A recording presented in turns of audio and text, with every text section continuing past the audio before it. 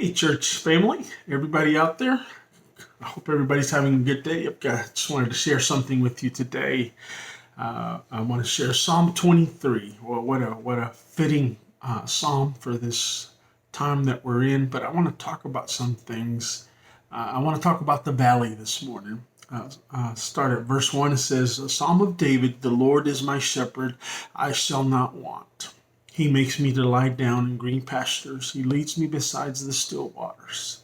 He restores my soul. He leads me in the paths of righteousness for his name's sake. Yea, though I walk through the valley of the shadow of death, I will fear no evil, for you are with me. Your rod and your staff, they comfort me.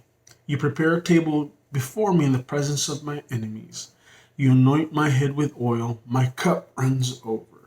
Surely goodness and mercy shall follow me all the days of my life, and I will dwell in the house of the Lord forever.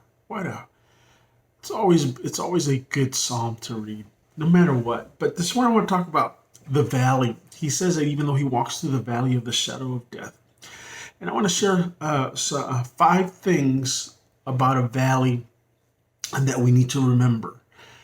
Is the first one is this, that valleys are inevitable.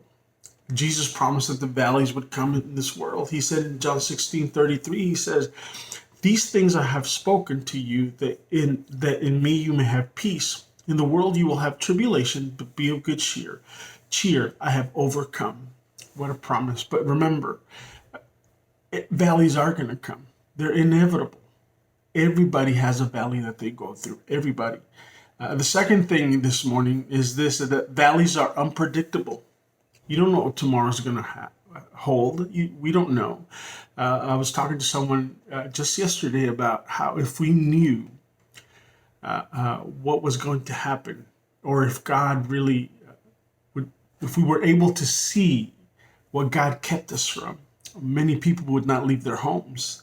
And so, but they're unpredictable. It happens. Look at what just happened here recently. I mean, out of nowhere, And so, as we look around, we see a lot of uncertainty. But there's certainty in God. The third thing is this: that valleys are impartial. They don't have a sign that says you can't come here. It rains on the just and the unjust, according to Scripture. So they're impartial. They don't care who we are. Valleys are going to be there. They're going to happen. But here's the good news. Number 4 is that valleys are temporary. They're not permanent.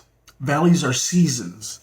In 1 Peter 1:6 it says, in this you greatly rejoice, though now for a little while, if need be, you have been grieved by various trials. And so it happens. They're temporary. I mean, Ecclesiastes says there's a season for everything. Season. This what we're going through right now is a season. It's temporary. It might happen later on with something else, but you know what? They're temporary. The fifth thing is this, that valleys are for building faith. Did you hear that? They're for building faith. One of the things that we have to understand is that in the valley is where everything grows. Mountaintops, nothing grows on the mountaintops.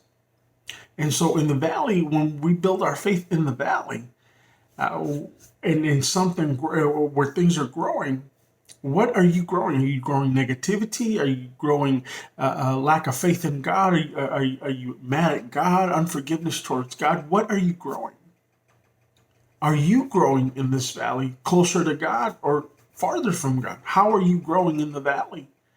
And so this morning, I just want to share that with you, that valleys are for building faith. Remember, the 5 things is valleys are inevitable, they're unpredictable, they're impartial, they're temporary, and they're for building faith. So today, I hope you build your faith today in this valley, whatever valley that you're going through. I hope that your faith is building up.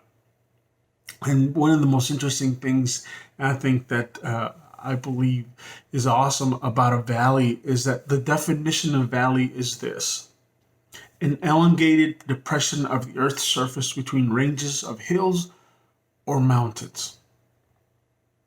So here's the thing to remember about the valley too. That between the valley are two mountains. Will you choose to climb the mountain today? Either one, because there's two mountains. The valley is there, yes, but there's two mountains. There's a hill or a higher place on either side of a valley.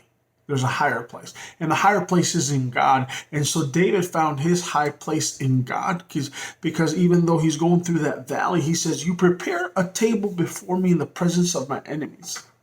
You anoint my head with oil, and my cup runs over. Surely goodness and mercy shall follow me all the days of my life, and I will dwell in the house of the Lord forever." Think about that. Even though we are going through a valley, there's a mountain on either side. And so you need to choose in that valley.